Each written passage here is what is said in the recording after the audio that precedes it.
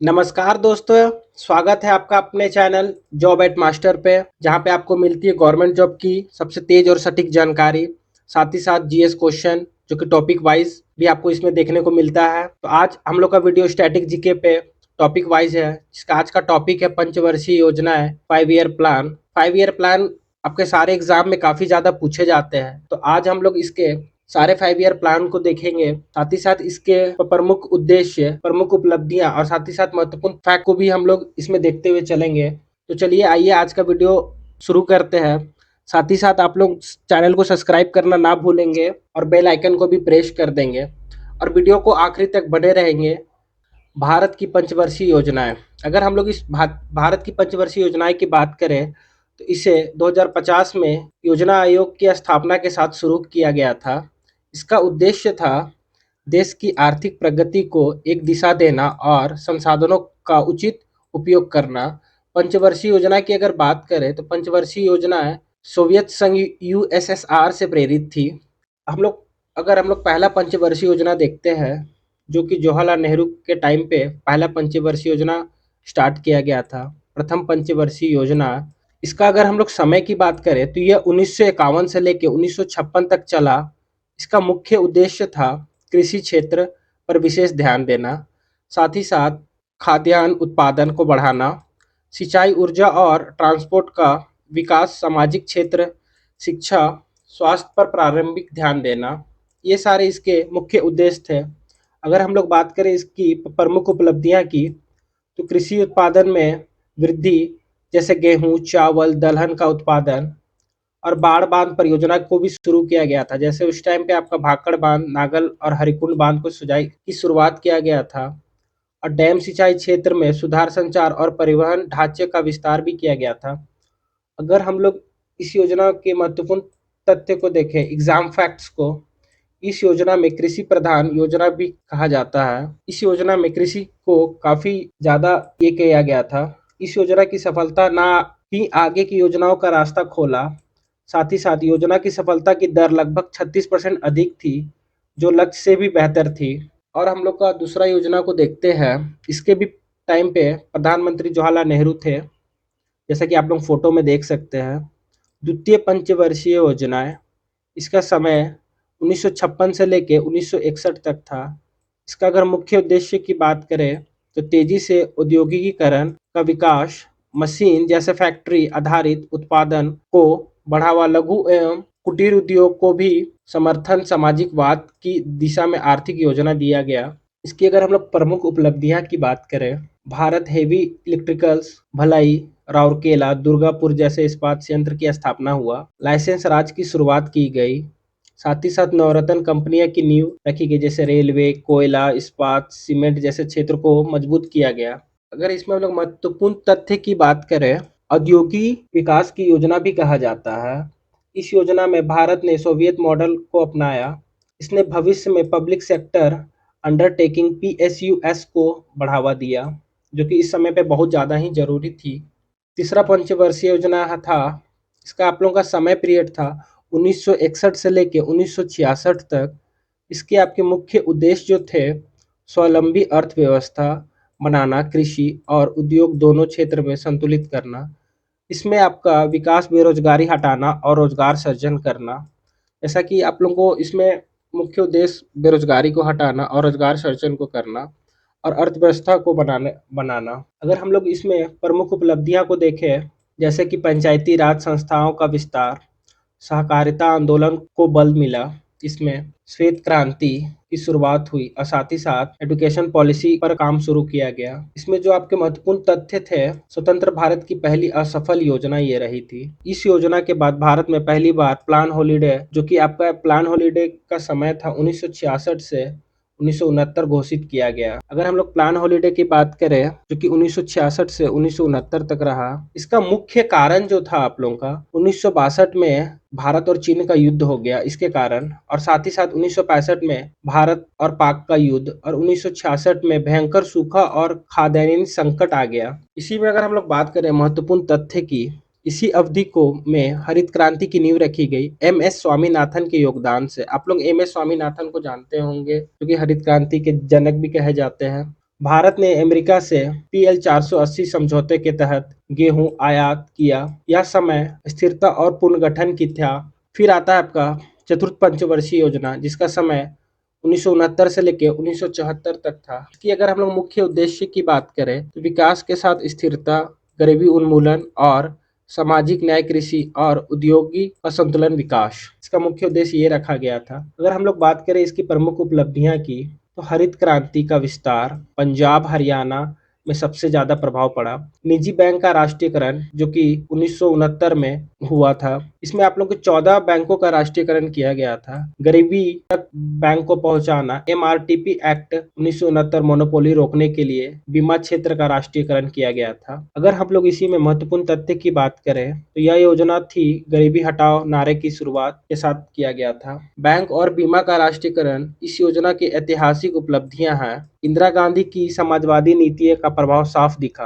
फिर आता है आप लोगों का पंचम पंचवर्षीय योजना फाइव। इसका समय था आप लोगों का 1974 से लेके 1979। इसमें आप लोगों को जो मुख्य उद्देश्य रखा गया था, गरीबी हटाना और आत्मनिर्भरता, रोजगार सृजन और गरीबों के लिए योजनाएं, बुनियादी जरूरतों के साथ रोटी कपड़ा मकान पूरा करना, ये सब आपकी पंचवर्षीय योजना में आप लोगों की रखी गई थी।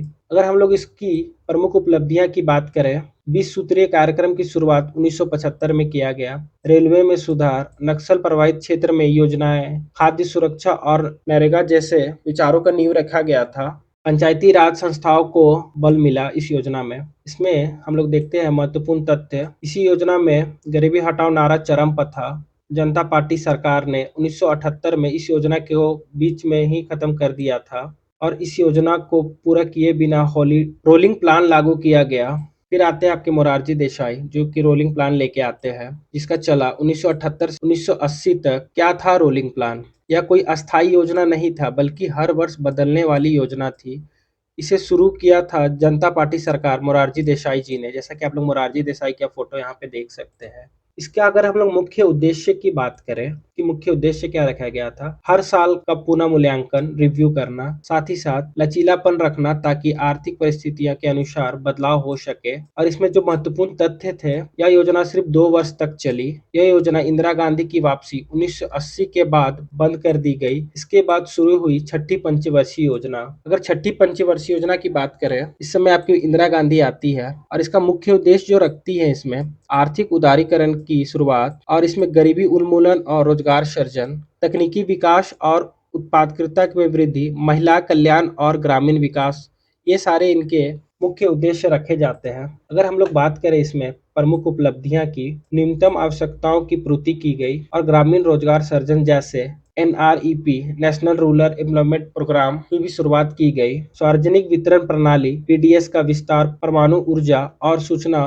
प्रौद्योगिकी का विकास किया गया। जिसके अगर हम लोग महत्वपूर्ण तथ्य की बात करें, इसे कहा गया गरीबी उन्मूलन और पूर्व योजना। इंदिरा गांधी की राजनीतिक वापसी के बाद यह योजना लाई गई थी। इस योजना में आर्थिक उदारीकरण की नींव रखी गई थी। फिर आती है आपकी 7वीं पंचवर्षीय योजना, जिसका समय था 1985 से लेकर 1990। इसका जो मुख्य उद्देश्य रखा गया था उत्पादकता में वृद्धि और रोजगार का सृजन, मानव संसाधन विकास, शिक्षा, स्वास्थ्य, स्वतंत्रता, न्याय और समानता का विचार, ये सब इनकी मुख्य उद्देश्य रखे गए थे इस पंचवर्षीय योजना के।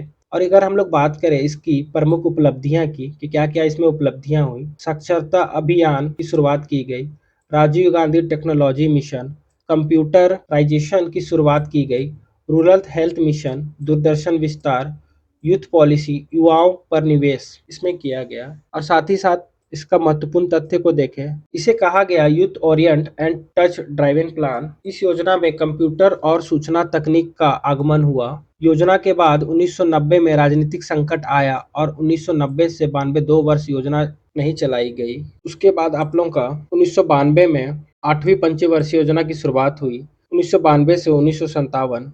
जिसका मुख्य उद्देश्य क्या था, बीच में आप लोगों का बहुत ही ज्यादा संकट आ गया था, जिसके कारण योजनाएं को रोकना पड़ा। इसका अगर हम लोग मुख्य उद्देश्य की बात करें 8वीं पंचवर्षीय योजना की, आर्थिक उदारीकरण को लागू करना, निजीकरण, उदारीकरण और वैश्वीकरण, LPG रिफॉर्म्स, बाजार आधारित और साथ ही साथ अर्थव्यवस्था की ओर बढ़ना, गरीबी हटाना और रोजगार बढ़ाना, ये सारे इसके मुख्य उद्देश्य थे।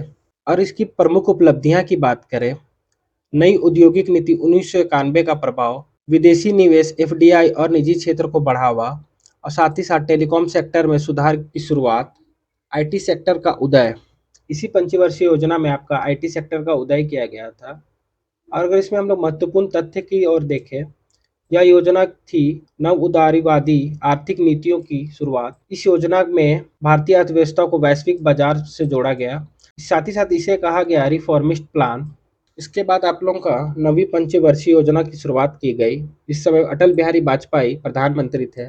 इसका समय की अगर बात करें तो 1997 से 2002 तक ये योजना चली।